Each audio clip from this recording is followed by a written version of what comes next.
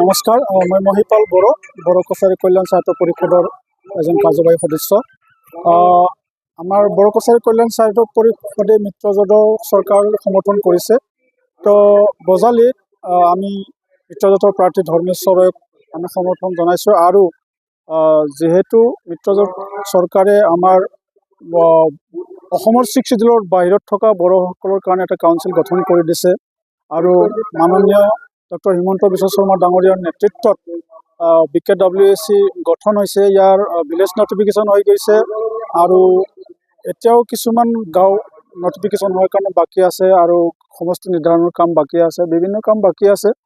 তো সেইটোৰ কাৰণে আমি আকৌ এবাৰ মানে বিজেপি বা মিত্ৰজোঁটৰ চৰকাৰ অহাটো বিচাৰিছোঁ। আৰু আমি BKWSCৰ যিমানখিনি বড়ো গাঁও আছে, বড়ো মানুহখিনিক বা বড়ো লোকসকলক আমি মিত্ৰজোঁট চৰকাৰৰ যিমান প্ৰাৰ্থী আছে সকলোকে আমি ভোট দিয়াৰ কাৰণে আহ্বান জনাইছোঁ। বজালীত মিত্ৰজোঁটৰ প্ৰাৰ্থী ধৰ্মেশ্বৰ ৰয় অগপৰ প্ৰাৰ্থী, তেখেতৰ হাতীৰ ছবিত চাপ মাৰি সকলো মানে বড়ো মানুহখিনিক আমি ভোট দিয়াৰ কাৰণে আহ্বান